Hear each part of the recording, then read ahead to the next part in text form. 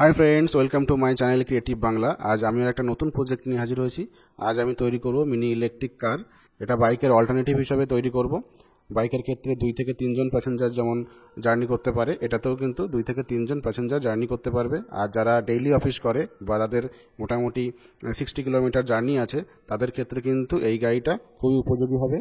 বাইকের ক্ষেত্রে একটা সমস্যা যেটা রোদ এবং বৃষ্টি, এই ক্ষেত্রে কিন্তু কোনো রোদ এবং বৃষ্টির সমস্যা থাকবে না। আর গাড়িটা যেহেতু ইলেকট্রিক হবে, সেই জন্য এটা পলিউশন ফ্রি হবে এবং এর জার্নিটা খুব স্বল্প মূল্যে হবে। তো চলুন বন্ধুরা, সময় নষ্ট না করে তাড়াতাড়ি প্রজেক্টটা শুরু করি।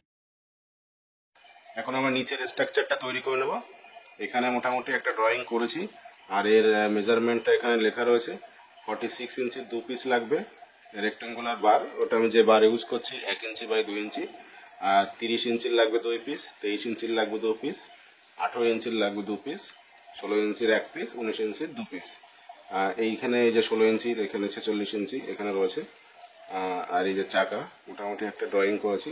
এবার আমি রেক্টেঙ্গুলার বারগুলো কেটে নেব।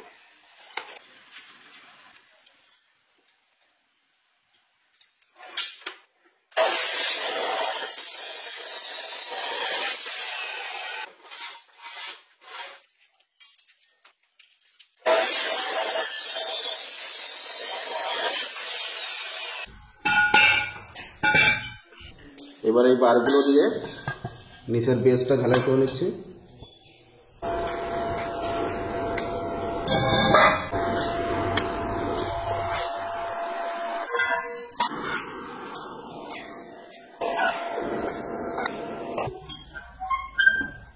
নিচের স্ট্রাকচারটা হয়ে গেছে, বেসটা হয়ে গেছে।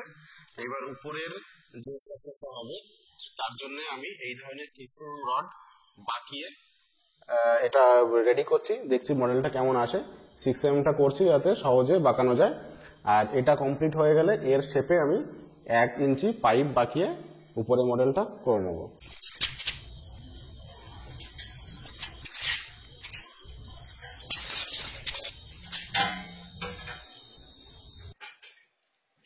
বডি ডিজাইনটা করার জন্য আমি এখানে 1 ইঞ্চি মোটা লোয়ার পাইপ বাকিয়ে নিচ্ছি।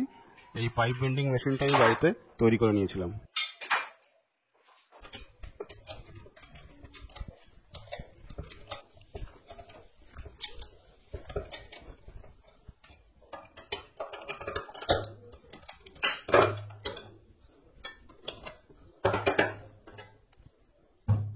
পাইপটাকে এরকম দুটো পার্টে ভাগ করে নিয়ে বাকিয়েছি।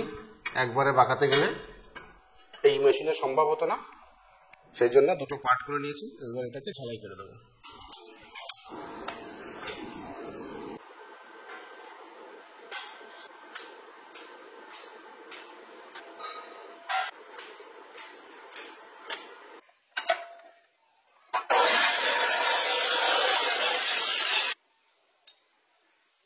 সামনের চাকার জন্য যে সাসপেনশন হবে, তাতে এই ধরনের হোল্ডার লাগবে। এই যে এইভাবে দুটো ঝালাই করে নেব। আর এর মাথায় থাকবে নাট, যেটার মাধ্যমে চাকাটাকে আটকাবো। এইভাবে ঝালাই করবো। এরকম আমার 4টে দরকার, সেই জন্য আমি 8টা পাইপ এভাবে কেটে নিয়েছি। এবার এগুলোকে ঝালাই করে নেব।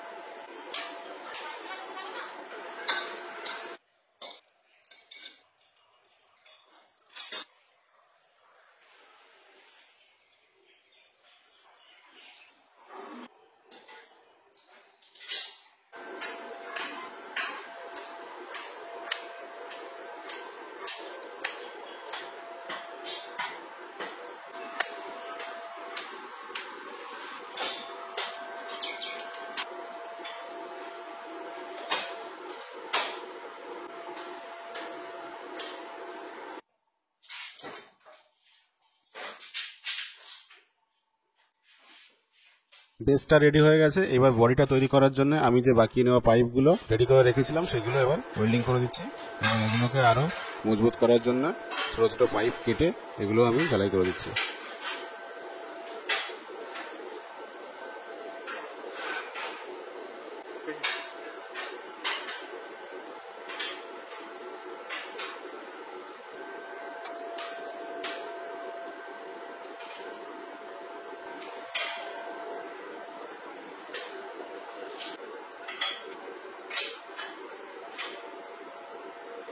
এখানে আমি সামনে এবং পিছনের চাকায় যে শকারগুলো ব্যবহার করছি সেগুলো হলো হিরো গ্ল্যামার বাইকের শকার।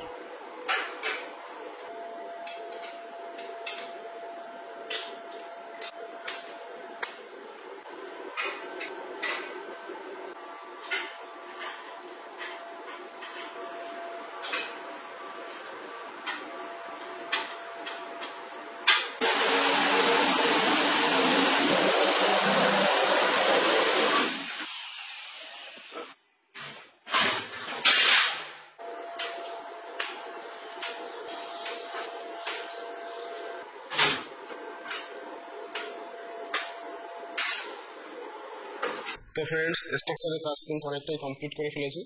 তার আগে আমি ডাইমেনশনটাই বলে দিই। এই গাড়ি চওড়াটা হলো 30 ইঞ্চি, আর উপরেও কিন্তু সেম চওড়া আছে 30 ইঞ্চি। আর এর মাঝখানে মাঝামাঝি বরাবর যে ক্লিয়ারেন্স রয়েছে, হ্যাঁ, সেটা হলো 46 ইঞ্চি। আর টিনের শিট যে অংশটা লাগানো রয়েছে নিচে, সেটা হচ্ছে 47 ইঞ্চি। আর গাড়ির টোটাল লেন্থ হলো 90 ইঞ্চি। আর এই সামনের যে স্ট্রাকচারটা আমি করেছি, এই পজিশনটা, এইটা কিন্তু 16 ইঞ্চি। আর পেছনের সাসপেনশন চওড়া হলো 25 ইঞ্চি। আর এখানে আমি একটা রেয়ার সিট করব, পেছনের সিট করব। এই পেছনের সিটের হাইট এখানে রেখেছি 13 ইঞ্চি এই রডটা। এরপর যখন কুশন হয়ে যাবে, এরপরে গদি বসবে, তখন কিন্তু টোটাল হাইট 15 ইঞ্চি হয়ে যাবে। আর এই সামনে আমি একটা পুরনো গাড়ির সিট কিনে নিয়ে এসেছি, সেটা আমি এখানে লাগিয়ে দেবো। এটাও হাইট কিন্তু এরকম 15 ইঞ্চি হাইট হবে। আর এই যে মাঝখানে যে স্পেসটা দেখতে পাচ্ছেন, এটার মধ্যে আমি ব্যাটারি এবং কন্ট্রোলার সেট করব। আর এখানে যে জায়গাটা বেঁচে থাকবে সেটা কিন্তু সিটের নিচে থাকবে, এবং সেই জায়গাটা একটা স্টোরেজ বক্স আমি করব। তো চলুন, এরপর যে কাজটা হলো সেটা হচ্ছে এখানে শীট কেটে মডেলটা আনতে হবে, বাইরের উপরে এখানে শেড দিতে হবে। এই কাজগুলো কিন্তু বাকি রয়েছে, তাহলে এই কাজগুলো সেরে ফেলি।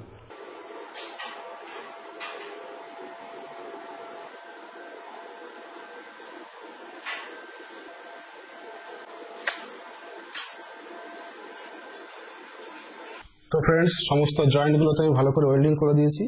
আর এই যে মাঝখানের যে ক্লিয়ারেন্সটা ছিল, মানে হাইটটা ছিল, সেইটা কিন্তু আমি একটু বাড়িয়ে দিয়েছি। প্রথমে মনে হচ্ছিল যে একটু নিচু নিচু আছে, এখানে আমি প্রায় 2 ইঞ্চি ক্লিয়ারেন্স বাড়িয়ে দিয়েছি। এরপরে আমি লোহার শিট কেটে এরকম, এবং পেছনে যে কভারিংগুলো হবে, যে মডেলটা আমি আনবো, সেটা সম্পূর্ণ লোহার শিট কেটে ওয়েল্ডিং করে করে মডেলটা আনবো। তাহলে চলুন এবার আমি লোহার শিটগুলো ঝালাই করি।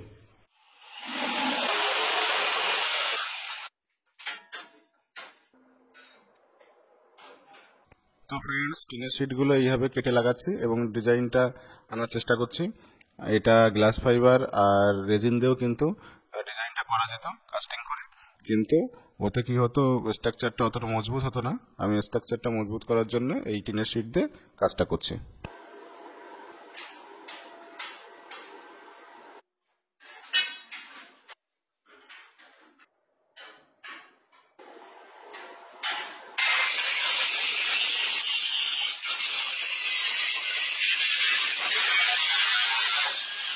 তো ফ্রেন্ডস, স্ট্রাকচারটা এরকম আসবে। আমি টিনের শিট কেটে কেটে এইভাবে লাগিয়ে দিয়েছি। এটাতে সময় বেশি লাগলেও স্ট্রাকচারটা কিন্তু মজবুত হবে। এটা রেজিন দিয়ে আর ফাইবার গ্লাস দিয়েও করা যেত, কিন্তু ওতে কিন্তু স্ট্রাকচারটা অত মজবুত হতো না।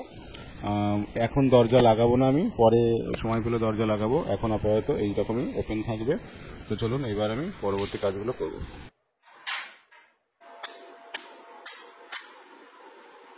পেছনের দিকে ডিজাইনটা একটু রাউন্ড আছে, তো এখানে একটা শিট ব্যবহার করলে হবে না, তাই শিটটাকে আমি একটু সরু সরু করে কেটে নিয়েছি এবং সেটা এক একটার সঙ্গে ওয়েল্ডিং করে জুড়িয়ে ঠিক এরকম ডিজাইনটা আনলাম।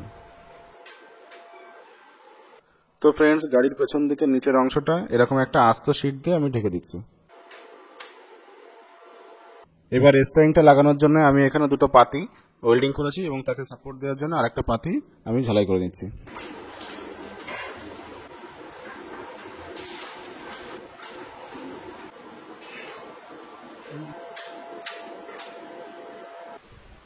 তো ফ্রেন্ডস, গাড়ির সামনের এই কার্ভ ডিজাইনটা আনার জন্য আমি সিটগুলোকে সরু সরু করে কেটে ওয়েল্ডিং করে এই কার্ভ ডিজাইনটা আনছি।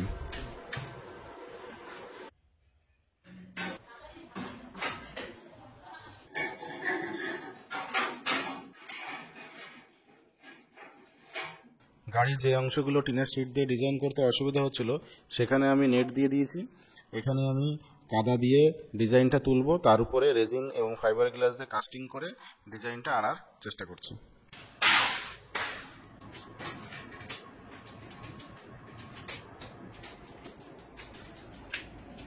এবার নেটের উপরে এই কাদাটা লাগিয়ে দিচ্ছি। এই কাদাগুলো আমি কুমোর বাড়ি থেকে অর্ডার দিয়ে নিয়ে এসেছিলাম। এই কাদাগুলো যখন শুকিয়ে যাবে তখন আমি এটাকে কেটে ডিজাইনটা তৈরি করব।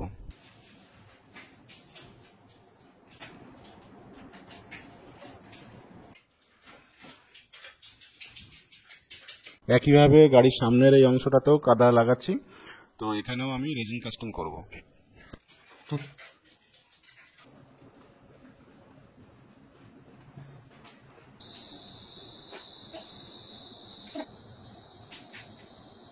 কাদাটা একটু শক্ত হয়ে গেছে, এবার এটাকে ছুরি দিয়ে কেটে পেছনে যে ডিজাইনটা হবে সেটা আনার চেষ্টা করছি।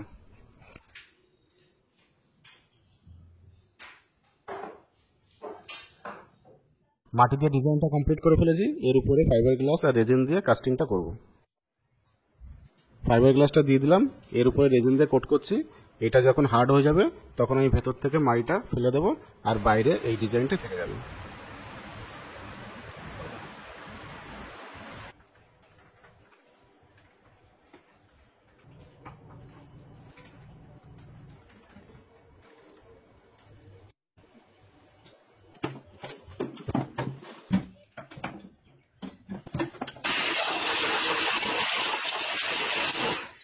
তো ফ্রেন্ডস, এবার আমি এটির শিটটা উপরে দিয়ে দেবো।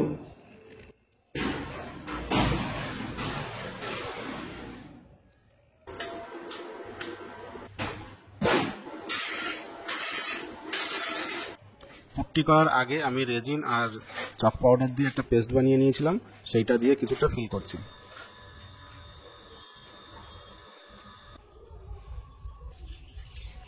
এখানে আমি হেডলাইটটা বসাবো, তার জন্য এইরকম একটা ডিজাইন সামনে করছি। এই যে ডিজাইনটা হয়ে গেছে, ভেতর থেকে মাইটা ফেলে দেবো আর এখানে হেডলাইট বসানোর জন্য আমি হোল করে নিচ্ছি।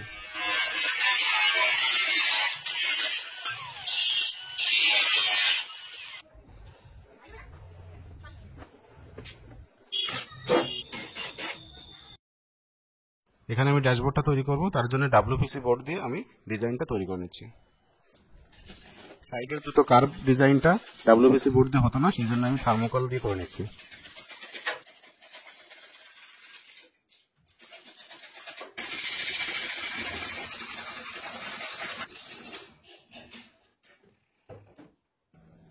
আর স্টারিং এর উপরে এখানে মিটার ডিসপ্লেটা বসাবো, সেই জন্য এরকম একটা ডিজাইন করে নিলাম।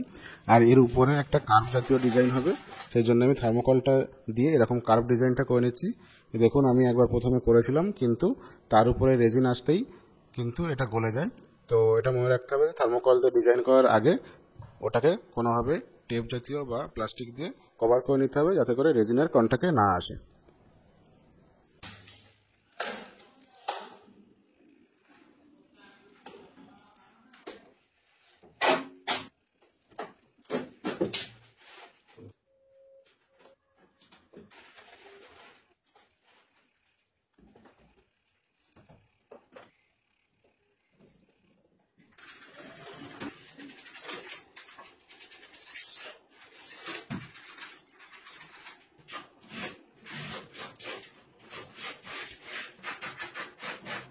আর পেছনের একদম উপরে এরকমভাবে থার্মোকল দিয়ে আমি একটা কার্ভ করে দিচ্ছি, আশা করি দেখতে ভালো লাগবে।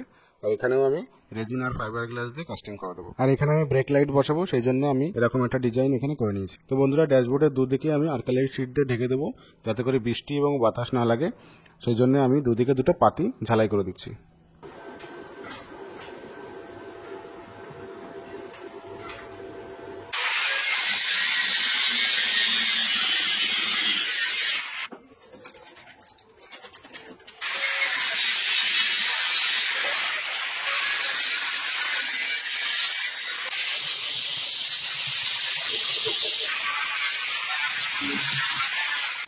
এবার বন্ধুরা উইন্ডশিল্ডটা বসানোর জন্য যে রাবারের হোল্ডারটা লাগাতে হবে তার জন্য এরকম আমি পাতি ঝালাই করে নিচ্ছি।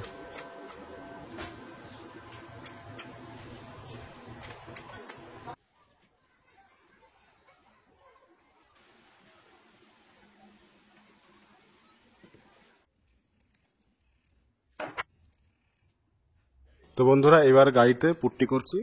আর এই পুট্টি করার সময় মনে রাখতে হবে যে অল্প অল্প করে পুট্টিটা কেমিক্যালের সঙ্গে মাখাতে হবে এবং অল্প অল্প করে লাগাতে হবে, তা না হলে কিন্তু একসঙ্গে অনেকটা মাখালে সেটা তাড়াতাড়ি অ্যাপ্লাই না করলে কিন্তু জমে যাওয়ার সম্ভাবনা আছে।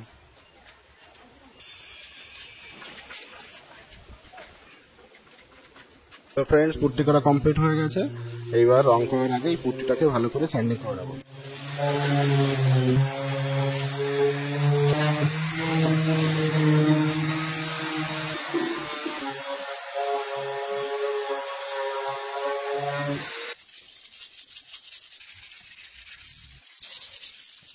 পুট্টিটা ভালো করে স্যান্ডিং করে নিয়েছি, এবার রং করব। তার আগে আমি এক কোট প্রাইমার করে নিচ্ছি। প্রাইমারটা করা হয়ে গেলে ভালো করে বোঝা যায় যে কোথায় উঁচু নিচু আছে। যদি উঁচু নিচু থাকে সেখানে আর একবার স্যান্ডিং করে ভালো করে লেবেল করে দিতে হবে। আরেকটা কথা মনে রাখতে হবে, যেখানে স্যান্ডিং করা হয়েছে সেখানে আর একটু প্রাইমার লাগিয়ে দিতে হবে, তা না হলে কিন্তু ব্যাকগ্রাউন্ড যদি হলুদ থাকে তাহলে কিন্তু সেইখানে রংটা হালকা হয়ে যাবে।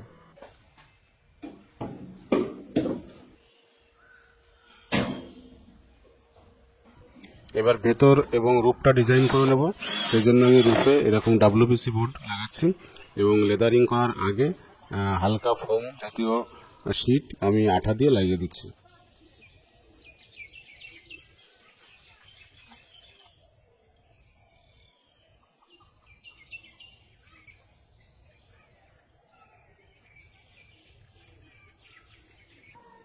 এবার ইন্ডিকেটর লাগাবো, সেই জন্য আমি এরকম হোল বানিয়ে নিচ্ছি। আমি এখানে অ্যাভেঞ্জার বা বুলেটে যে ধরনের ইন্ডিকেটর হয় সেই ইন্ডিকেটরগুলো আমি ব্যবহার করছি।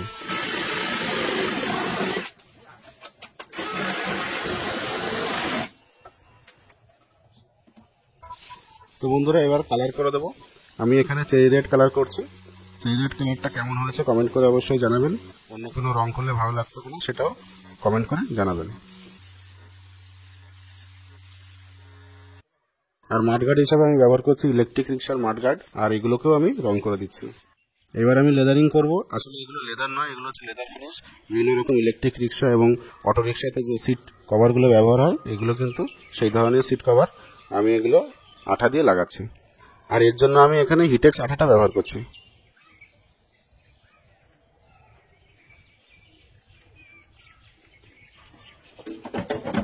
এবার বন্ধুরা স্টিয়ারিং র্যাক এবং স্টিয়ারিংটা লাগাবো। এখানে আমি পুরনো স্টিয়ারিং ব্যবহার করেছি, কিন্তু স্টিয়ারিং হুইলটা আমি নতুন কিনে এর পরিবর্তে লাগিয়ে দেবো। আর ড্যাশবোর্ডগুলোও আমি লেদারিং করে দিচ্ছি। ড্যাশবোর্ডগুলো লেদারিং করার পরে কিন্তু দারুণ দেখাচ্ছে।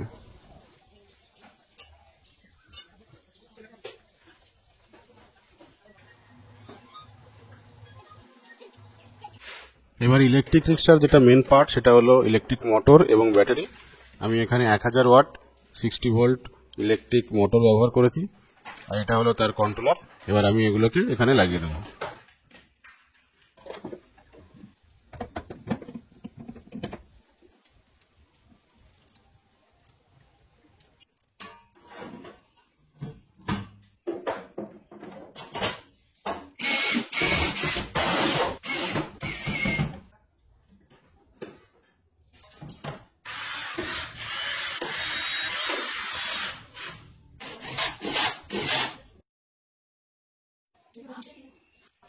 আর এখানে আমি 60 volt 35 ampere lithium ion battery ব্যবহার করছি।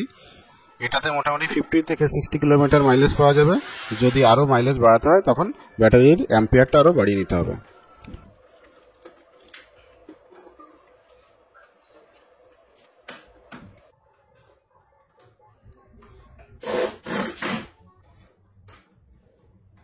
এবার আমি indicator, brake light, back light আর হেডলাইটটা লাগিয়ে দেবো।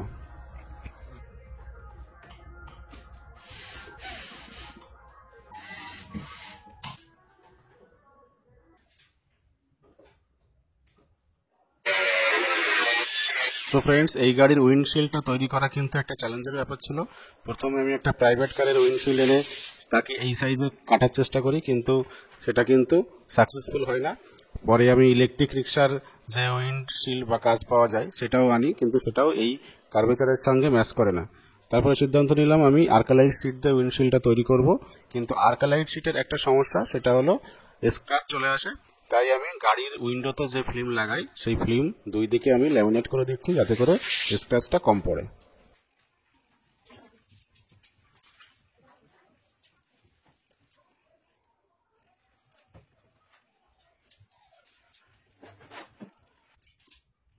ড্যাশবোর্ডের দুদিকে আমি এরকম আর্কালাইট শিট দিয়ে ঢেকে দিচ্ছি, যাতে করে রোদ এবং বৃষ্টি থেকে বাঁচা যায়।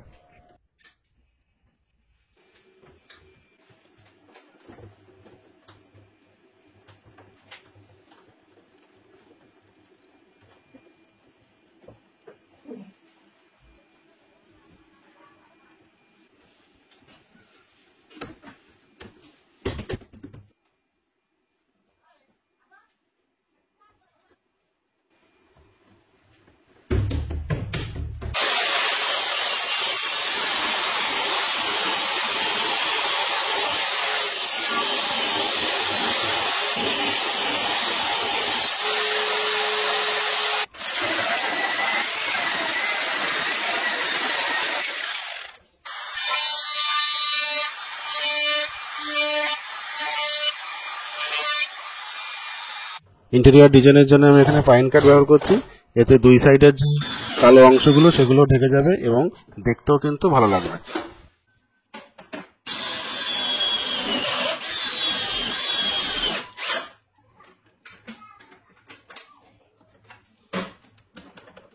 এইবার আমি উইপার মোটরটা লাগিয়ে দিচ্ছি। এটা হলো ইলেকট্রিক রিক্সার উইপার মোটর, আর সামনে আমি উইপার প্যাডটা লাগাচ্ছি।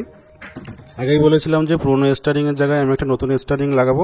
এই যে সেই নতুন স্টারিং, এটা আমি অ্যামাজন থেকে অর্ডার করেছি, আর এটা আমি এখানে লাগিয়ে দিচ্ছি।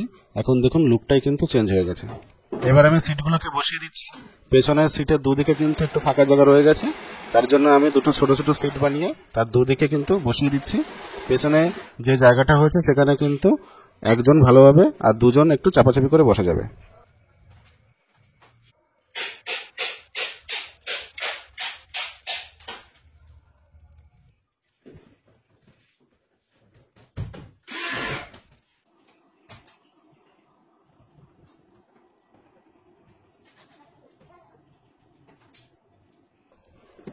এখানে আমি ইলেকট্রিক রিক্সা বা টোটোর যে মিটার ডিসপ্লেটা হয় সেটা লাগাচ্ছি।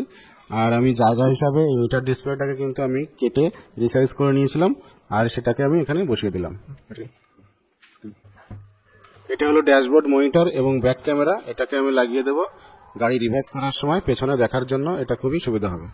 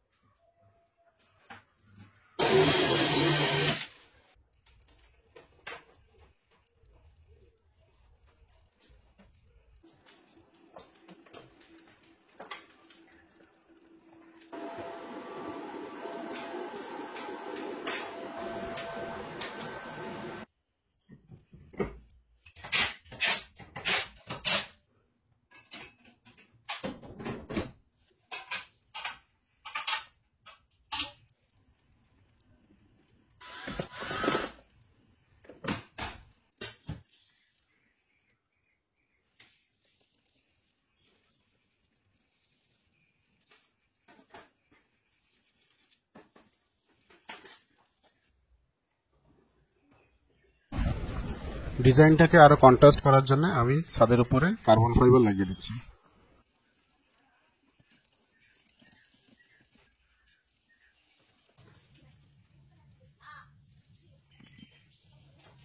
আর দরজার নিচের দিকে স্ক্র্যাচ প্রুফ করার জন্য আমি এখানে কার্বন ফাইবারের টেপ পাওয়া যায়, সেই টেপগুলো লাগিয়ে দিচ্ছি।